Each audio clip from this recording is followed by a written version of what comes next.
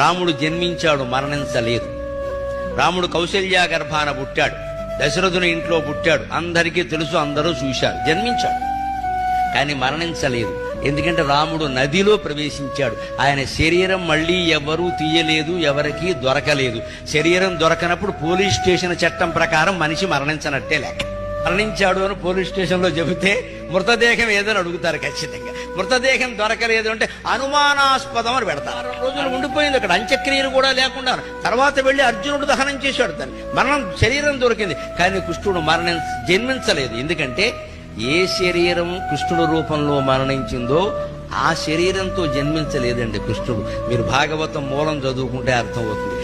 దేవకీదేవి నొప్పులు పడుతూ ఉంటే బిడ్డ బయట పడకపోగా ఆవిడ నొప్పులు తగ్గిపోయే చెరసాలలో ఆకాశంలో విష్ణువు కనబడ్డాడు. ఇదేమిటి అని చూసింది ఆవిడ.